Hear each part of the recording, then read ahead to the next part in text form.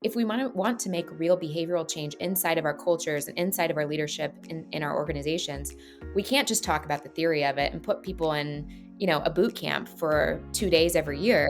We have to build things inside of our businesses that support that real change and give people true direction. And especially in like remote and hybrid environments, if you're not around people on a day-to-day physically, then it becomes even more crucial to have those types of agreements and operating models that make us look at culture in a slightly different way. Hello and welcome to the Making Better podcast, where we talk about making ourselves, our teams, and our organizations better. My name is Matt Gjertsen, the founder of Better Everyday Studios, and I promise you that whether you are a business leader, a talent development professional, or an individual contributor, this show will give you actionable insights to help improve your own performance and the performance of those around you. Our guest today is Megan Galloway. Megan is on a mission to make our workplace a more authentic and human place for current and future generations to thrive. She specializes in building award-winning learning programs and communities for teams and fast-growing companies. And Megan's thought leadership has been featured in podcasts, articles, and international conferences. Her LinkedIn-based coffee chat community has hosted thousands of participants from 6 of the 7 continents around the world. I had the privilege of meeting Megan recently, so I'm really excited for this discussion. But before we get into it, I just want to say that if this is your first time listening to the show, make sure you subscribe so you never miss a future episode. And if you're already subscribed, then I would ask that you share this show with at least one other person, because that, after all, is how we grow. I can't tell you how much it would mean to me. So with that, let's get into the discussion. Megan, how are you doing today? I am wonderful. How are you, Matt? I'm doing fantastic. It's a gorgeous day today. We're recording on a Friday, so it's nice to do these chats at the end of the week. I'm really excited that we got connected on LinkedIn recently, because I think you have had a really interesting career in learning and development, in that you have multiple times gotten to kind of build something from scratch, which is something that I don't think a lot of people get to do. A lot of people, they come into an organization and there's already this groundwork that kind of exists. There's all these programs that they're inheriting, and they're always wishing, what if I could do it a different way? What if I could start from scratch? And you've gotten that opportunity. So I think I'd love to start there. If you could tell us a little bit about what that career journey has been like of building those learning programs from scratch. And then as we get to kind of the end of that, I would love if, like, when you come into an organization, what is the low hanging fruit that you usually see when you're getting started? Yeah, that's a great question. So I kind of fell into L&D by accident, really. So after I graduated with my undergraduate degree from the University of Kansas, my degree was in Spanish with a minor in business, and I really had no idea what I wanted to do with my life. And so, Good thing you got the minor in business. That's yeah, helpful. I was smart a little bit at the time, yeah. But, it was really great because I ended up landing into HR, and I have always been, like, a people person. My main driver is helping other people, and so it seemed like a really natural fit. And so I kind of started with a construction company where I was using my Spanish to help hiring folks for, like, into the trades. And so I was with this construction company, and, during that time, it was coming out of the recession, and the company was growing quickly, and they realized that they had this strategic need for building training and a leadership development program, and some of those pieces that, as they were growing, they noticed that they needed more than they did previously when they were a much smaller kind of family-led Sure, organization. sure. So they tapped me on the shoulder and said, "Megan, you've never done this before, but what would you think about growing this training and development program from scratch?" And I learned very quickly, I love building things. I love starting things from scratch and building something new. And so it was just an absolute treat. I got to kind of do that needs analysis organization wide, take a look at where the strategic plan was going for the organization over the next several years, and then match the training initiatives and kind of that foundation for the training programs based on those needs. So it was an absolute blast. We built out those learning and development programs for several years while I was there. And then, at that organization, actually, we were ranked as number 19 training organization in the world. Number 20 was IBM. So it was a super fun kind of ceremony in Washington, D.C., where we got to accept that award. And we were this tiny little construction company at number That's awesome. 19. So it was a really fun experience. That's awesome. Yeah, I want to focus on something you said there because I would imagine a lot of getting to number 19, getting that ranking had to do with something that you said where as you were building, you matched what you were building. The first thing you did is match it with kind of the strategic initiatives and direction of the organization, which I think is such an important piece in all this and something that often gets missed. How did you make sure that when you were tasked with learning, did it seem obvious to you? Oh, I need to match the learning programs with what we're trying to achieve. How did that whole process happen? How did you make sure that what you were building mapped to what the company needed as it grew? Yeah, I mean, I think one of my core philosophies is that whatever you're building should be for the people that you're building it for. So it's not Yep. just like I have good ideas and I think we should do these things. And so a lot of it was like talking to the people that were in the day to day of the business and all the Hmm. way from frontline workers all the way up to the executives to say, what are you seeing are the biggest needs right now that we need to be fixing inside of our organization? And also, where can we get proactive? And that's when it started to bleed into, okay, as we're doing strategic planning, we're noticing that these are like major things that we already know we're taking the business in these areas. Now, how can we support with the initiatives that we have in our learning and development programs so that they just dovetail along with those really well and give people real support and resources needed with the change management that we already know we're going to be doing to grow strategically in the next several years. So that's kind of where that came from. And I think it served us really well because it was like people were asking us for the things that we were already ready to deliver. And so it felt Yep. like we were on pace with what people were wanting and needing. And so it wasn't as much trying to get people to like buy into the idea of like, oh, you have to go to this training. It was like, I wish I had training on this. And we were like, perfect. We've been working on There you that. Here go. you go. Yeah. That's fantastic. It's great when you can get ahead like that. Did you have to how much was saying no a part of that? Because I'm guessing, and maybe this wasn't true. Maybe it was a growing organization that had been existing for a long time. But I think a lot of people what they find is, at least what I've found in my career, is sometimes there's disconnects between what whether it's people on the ground think is needed versus what the executive team is needed, or it's today's need versus tomorrow's need. Did you have to do any kind of stakeholder management to stay focused so that you weren't, going after the training issue of the day and instead staying focused on the strategic stuff so that when real needs arose, you were in front of it rather than behind it because you were just like fighting fires all the time? Yeah. I mean, I think that's where my HR background came in handy because the reality is a lot of the time when people are coming to you and saying, I need training for this thing, 90% of the time, they don't actually need training.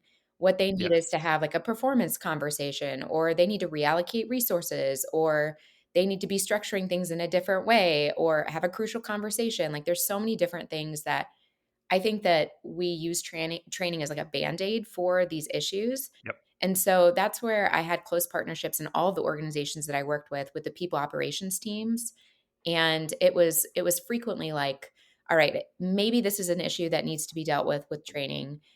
The more likely solution was that it was solved with coaching the manager that was coming to me for things, or it was looking at it from a more holistic perspective and saying, all right, we're hearing the same thing over and over again from multiple departments. Now that's indicating to us that this is a more widespread problem that we now Yeah. need to think about, like what development is needed for this specific area. So I really did it more based on trends versus like individual needs, if that makes. Mm.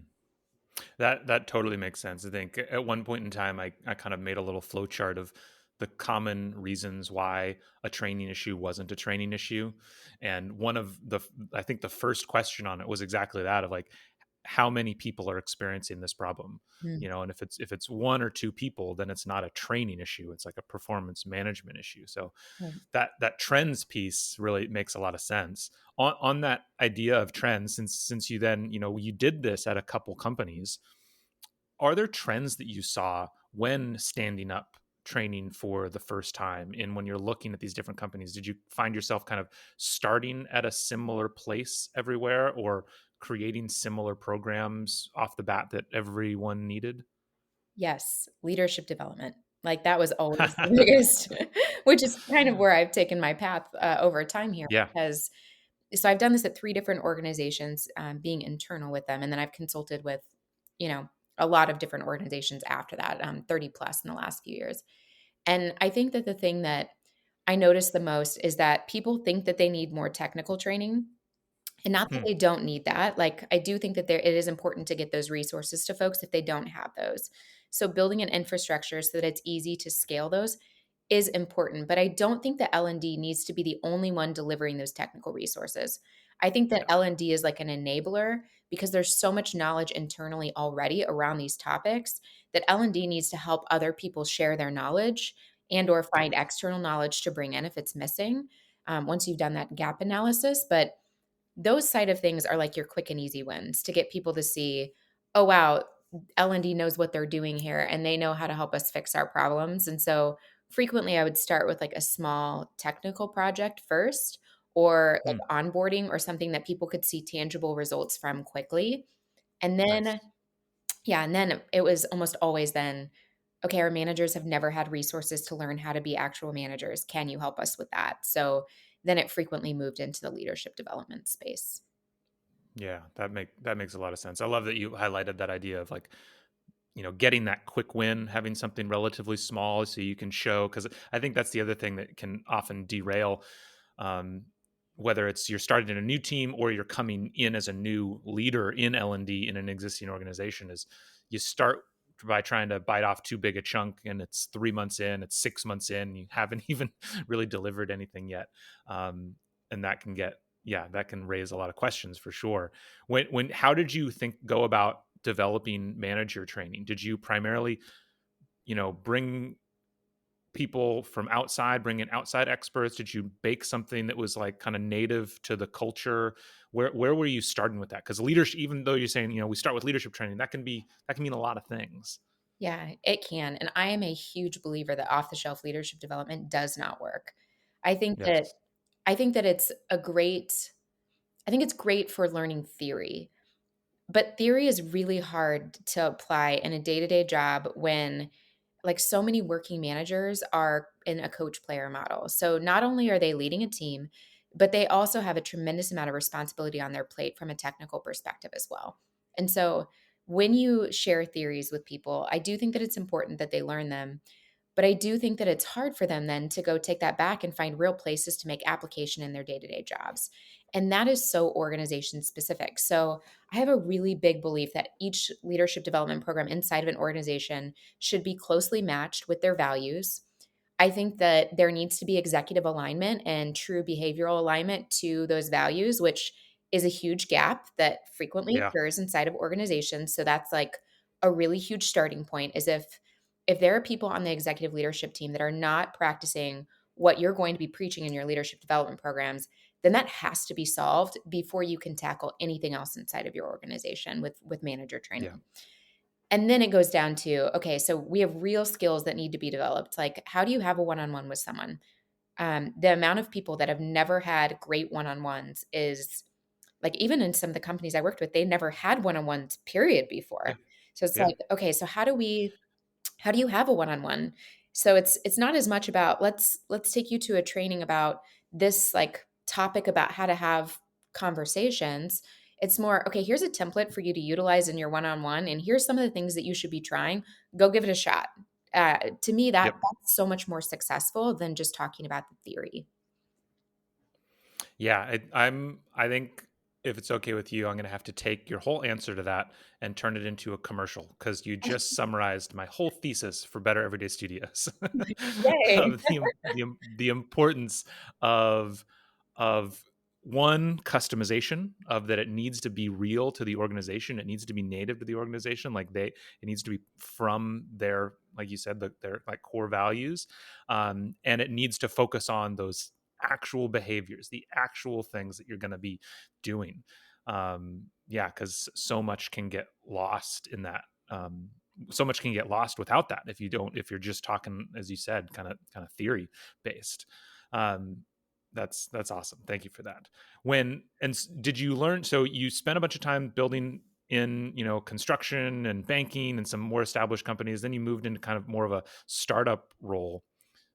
How was that transition, and did your view of kind of what was required in organizations evolve at all during that transition? Drastically, yeah. I mean, well, the first thing that was just hardest for me personally is I am a type A high achiever, recovering perfectionist who wants to do a really phenomenal job in every single role I've had. So, like, if I wasn't getting exceeding expectations on performance reviews, I was like devastated. And when I launched into entrepreneurship and then quickly after joined a startup, that was my biggest personal challenge was that there is no right or wrong in a lot of that world, and there's no Yeah. possible way to be perfect. Like, failing is just part of the journey, but it was a very challenging part for me personally. But, I really appreciated my time in startup world because I led almost every single function of the business during my time, with the startup that I worked at. So, started in sales and marketing and did a lot of the growth efforts, and then transitioned into more of like the customer success operations, managing the book of business, consulting directly with clients, doing renewals, doing expansions. Um, Doing operations, that is not my forte. You do not wanna hire me to do your financial No. statements.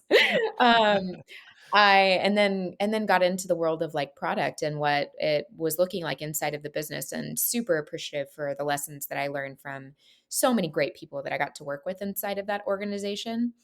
But the thing that it taught me, I think, that was so different is when I was in L&D, like, for organizations, as all of us do, I think I believed my job was just so critically important to the organization, and I think that it was, so I don't wanna make it sound like it wasn't, but then once I got this outside perspective of being inside of so many other functions of the business, I witnessed firsthand why L&D professionals have such trouble getting buy-in on their learning and Mm, development initiatives, because once you get into the day-to-day job of having outside deliverables that have nothing to do with learning and development, yep. your brain does something different. It's like, I don't need to make space and time for development. I just need to get my stuff done. And, thinking about how I make these things better, you get into a reactive place when you're overloaded with technical tasks that just need to get done. And I was an Mhm. executive, I was managing a team of people as well. And so I felt firsthand that push and pull of a never ending to do list, working 80 hours a week, plus managing a team of people. And so I kind of feel like I developed so much more empathy for why Mm. some of the supporting functions like HR, L&D, even accounting for that matter, like inside of organizations, Mhm. like those support functions, why they struggle to get buy-in inside of the organization, but also why those parts and operations and sales should have so much more like appreciation and like be so much more open to the value that L&D and those support functions do provide, but you feel like you're on separate islands, and I don't know how to say it outside Yeah. of that. So it kind of like I got a taste of both, I guess is a good way to say that. It's such a great point, and I do think it's really important for, and I love that you gave it, kind of that big picture of all the support functions.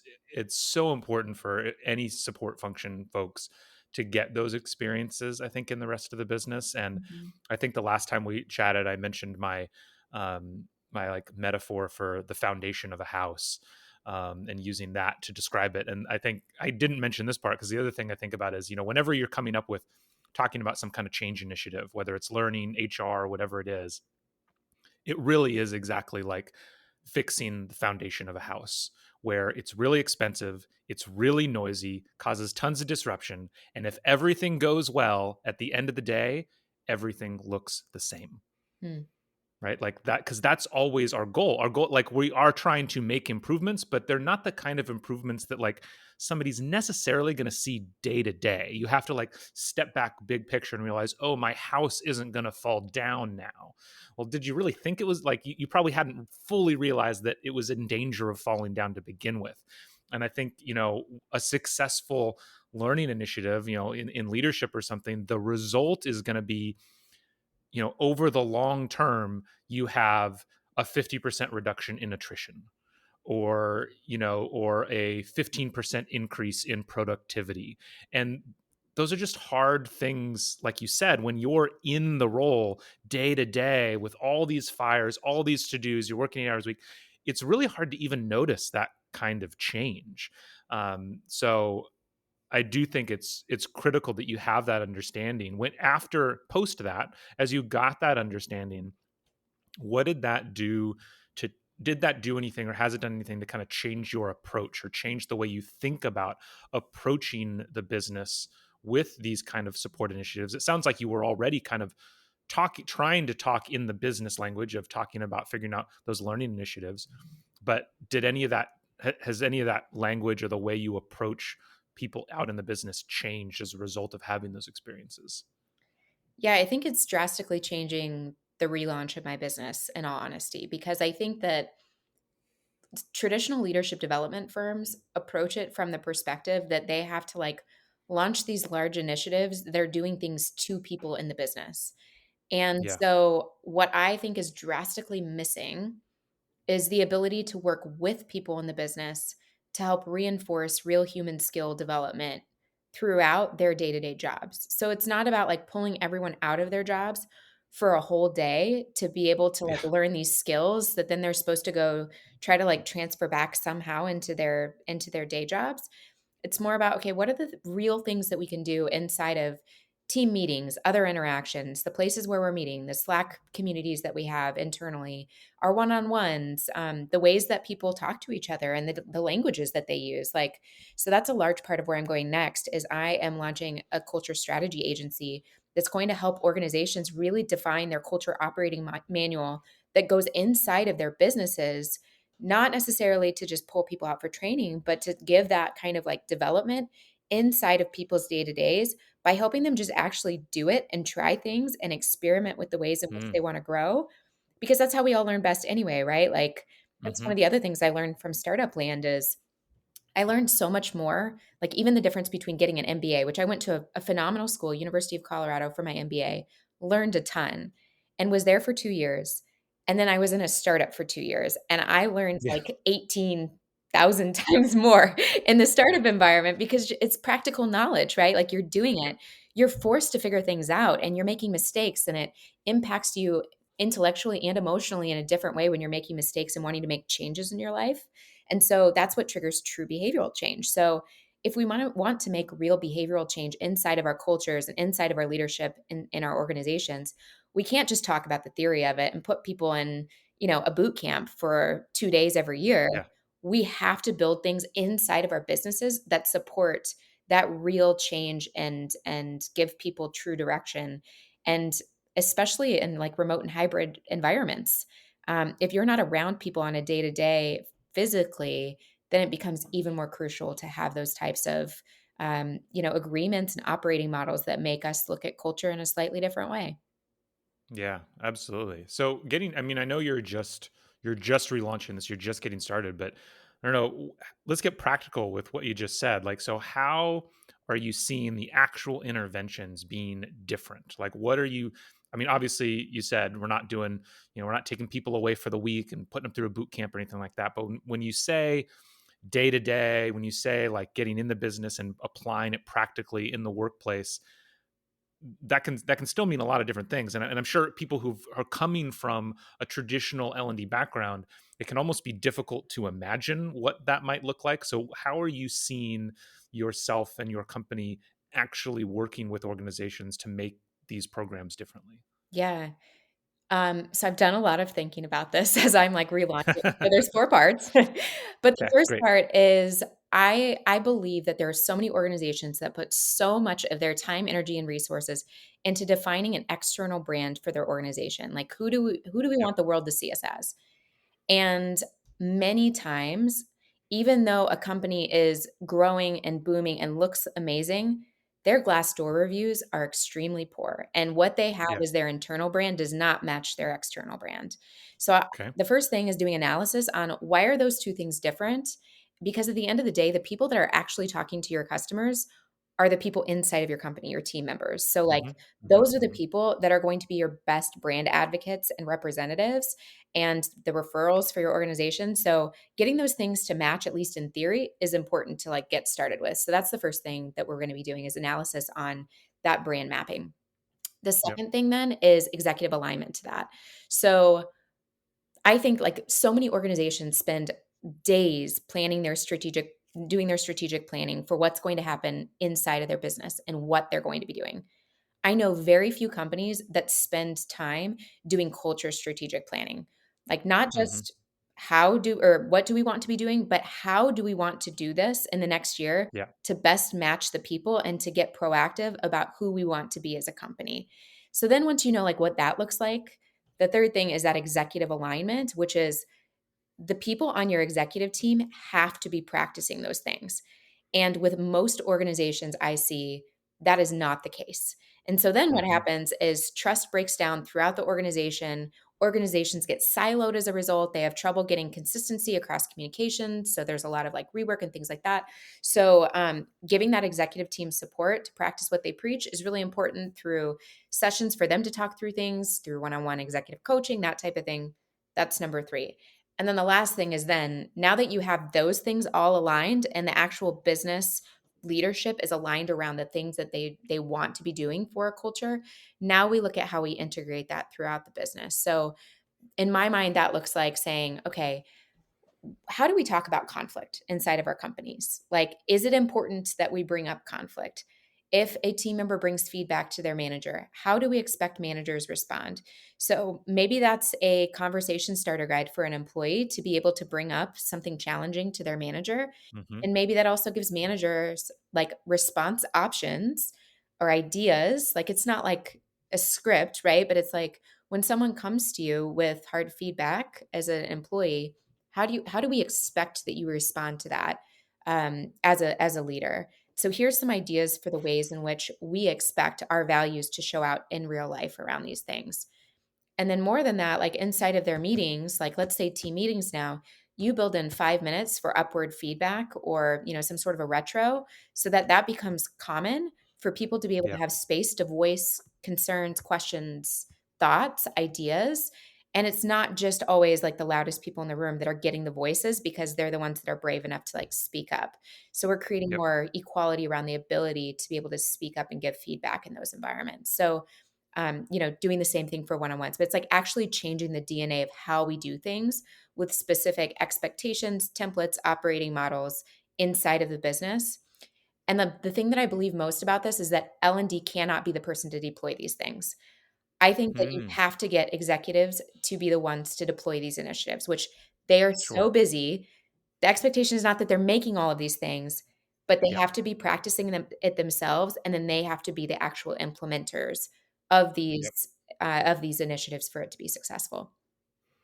That makes a lot of sense. And, I think I've seen in a lot of places basically talk about if you want to know what a company's culture is, just look at why they hire, promote, and terminate people. Right? Like that's long term, whatever you write down, long term, that's going to be your culture. And so if you have once you do all the work that those I love that it was of the four stages, it wasn't until stage four that you're out in the business doing stuff. It really shows the importance of that alignment, which I totally agree with. Then once you get that alignment, if all of the executives do nothing but start having, ending every meeting with 5 minutes of upward feedback time, eventually the level below them is just going to start doing that. And then the level below them is just going to start doing that. And it will not, because that's setting the tone of, oh, this is a thing that causes us to hire and promote people. And so then people just start doing it. And there's no big change initiative, there's no big announcement, there's no it's just going to happen. It makes a lot of, as someone who has tried in organizations to do the reverse of kind of create culture from the bottom up and known how seen how that goes, it makes a lot of sense. Well, and I think that when you do it that way, like when you approach like middle managers first or frontline managers first, they just get even more frustrated because then they're taught Yeah. best Yes. practices and then they see the people that are in like levels above them in an organization not practicing those things. Yeah. And they just become more disengaged because they're like, wait a second, I don't see people in our company actually doing these things, but I'm supposed to do them. This feels like just a lot of hypocrisy, and I think that creates a lot of like even though it's the right thing to do, we want to give these people these resources. It has Yeah. to come from both directions. It can't just come from the bottom up. I can already hear, I completely agree with you. And I can already hear a bunch of talent development professionals saying, that sounds great, Megan, but I can't talk to my executives or I can't get the directors to do this stuff or whatever it is. All my remit is to I can talk to the frontline managers and they want to do stuff and they I see the frustration, but how do I what advice would you have for those professionals out there of how to start getting buy-in or how to start approaching executives if they if they can't have those conversations currently? I mean, I think that one of the biggest things, in my opinion, is those relationships are absolutely critical to deploying any sort of change initiatives. Hmm. Because I think that a lot of times when we're looking at our organizations at change initiatives and like we get an order to do something inside of like the L&D team, the decisions have been made in a room that we're not in, and we may not always agree completely with what even is Yep. being done. And where I've been most successful inside of organizations have been places where I have been brave enough to walk into even the CEO's office and say, "Can I give you some feedback about what I'm Mm. thinking on some of these things?" And it was really hard to do that. Like, it Hmm. takes a lot of courage and bravery because there are potential consequences to getting brave enough to walk into someone in the C-suite's office to talk to them about these things. But I think that that is one thing that happens a lot of the times is, like, orders come down throughout the organization, and we just feel frustrated with them, but then we don't actually do anything about them because we think that we can't. But in reality, like, I think that we see so much more inside of our organizations from those support level functions because we're interacting with everyone inside of the organization. So we do have a more holistic view on the business and the strategy of some of those things are going.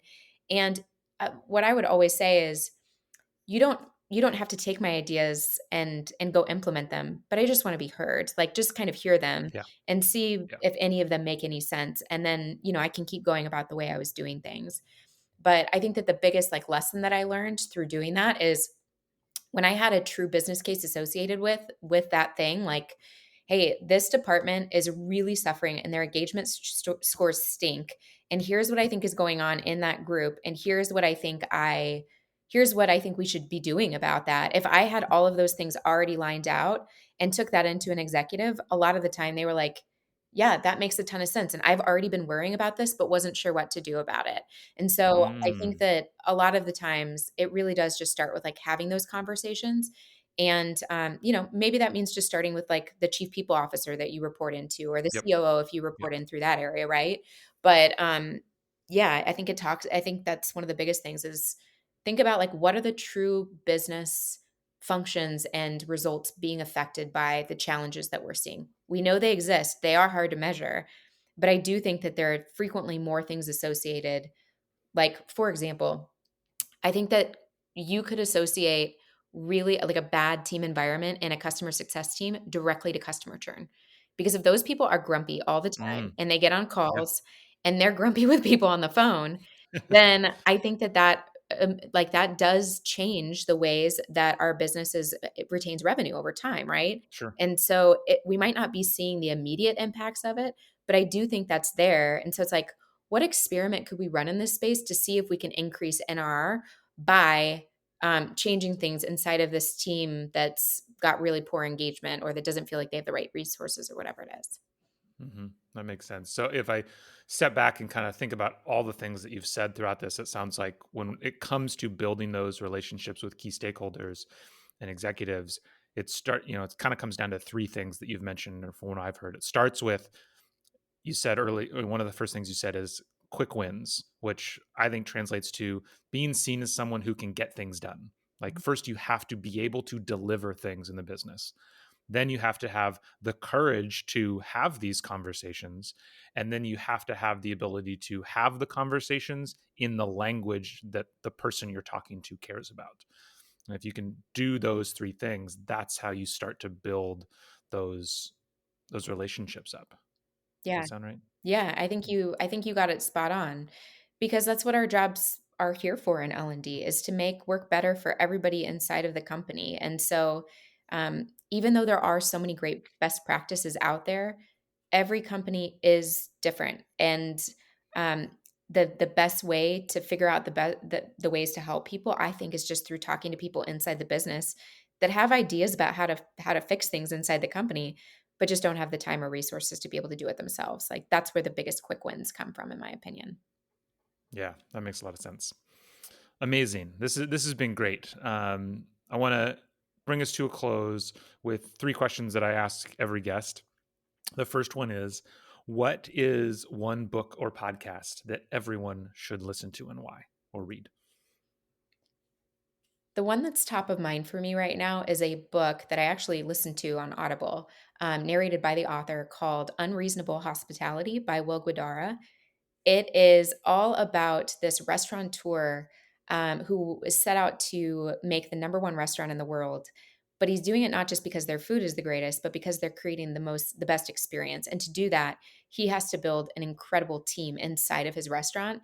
And so his Mm-hmm. leadership recommendations are truly a treat to read through, but it's a great example of where you don't have to be you can be in so many different industries and implement so many different leadership development philosophies in different ways that makes a huge difference on the actual business results that you're getting. That makes sense. I love that you mentioned that. That book is actually sitting on my bookshelf, unread right now. Oh my gosh. So I'll have to make sure to give it a try now. That's a great recommendation. Hit me up after you read it. Excellent. I want to know what you think. I will. Yeah, absolutely. Having been spent a little bit of time in the restaurant industry, sort of in the food industry. Yeah, I'm really interested to read it. Okay. Now, for you personally, when you look back on your life and the amazing career that you've had, what is the one skill that's most helped you be successful? I think the answer that I would say for this one is adaptability.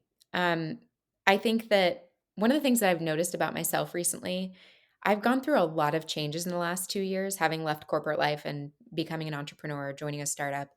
And sometimes people will say to me, like, you've just changed so much in the last couple of years.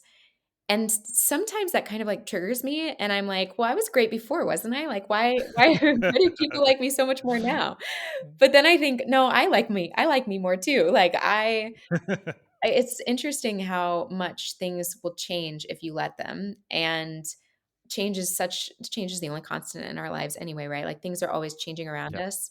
And I'm a control enthusiast, so I always had this like belief that I had to like control the things in my life and be on the corporate ladder and like climb to higher rungs and do things in a way that like were by the book to be able to be successful. And the more that I've kind of like thrown all of that into the wind a bit and embraced change and embraced the idea that I'm forever growing and not perfect at anything, the more that I find that Mm, I like myself and that I'm finding that I'm more fulfilled in my life too. that's awesome. I love that. That's a great one. Okay, and then finally, I guess I'm guessing we've touched on the answer to this a couple times in this podcast already, but you've worked with a lot of organizations. What is the most common opportunity you see for organizations to improve their talent development function? I'm actually gonna, like, come out of left field here just a little Oh, bit. I love it. I think that so many talent development teams are already doing incredible work. So I think that they should get closer to the business. And I also think that they should be really thoughtful about how they're sharing metrics around ROI on the things that they're already doing. Okay. One of the best things that I feel like I've implemented previously is having like a quarterly report that I would share with executives about the things that were being done and the tangible metrics that were happening as a result of them. And a lot of times that was looking at things that are already being measured in the business. So looking at things that Yes. are already related, you can do things from HR like engagement scores, time to promotion, retention, those types of things. And then also like inside of each individual department, they're already measuring things too. So how can you Yes. tie the initiatives that you're doing to those things and just be more intentional about those metrics? Because I think that's part of what really legitimate makes it more legitimate is what I'm trying to say. Yeah. Yeah. And then also I think continues to get that buy-in from the folks throughout an organization. That's such an important point because I think when people hear most people, when they hear, hey, we're going to do a quarterly roundup of learning metrics, they're thinking utilization, time spent learning, number of completions, and nobody cares about it. And if you want to know what metrics to use, look at the metrics of the business. They're already, chances are, as exactly as you said, they're already measuring something, and they're measuring it because they think it matters. And so the hard part is the hard part isn't figuring out what to measure. The hard part is drawing that connection Yeah, between what we're doing and what they're doing. um, Such an important point. definitely. Awesome. Well, thank you so much, Megan. I know you, so you're just, restanding up your business. You're getting out there. People listen to you. I'm sure there's lots of people that are like, that sounds interesting. I'd really love to learn more about that. How can people learn more? Yeah, find me on LinkedIn. I post pretty regularly about all of these things there. And also, you can find me on my website, everleaderconsulting.com. Perfect. And we'll make sure to put that in the show notes so that everybody can easily find it. This has been great, Megan. I'm so glad we got connected super quickly. So glad you were able to come on the podcast. I got a lot out of this discussion, so I'm sure our listeners did too. Thank you so much and have a great rest of your day. Thank you. Thanks for having me. This was fun.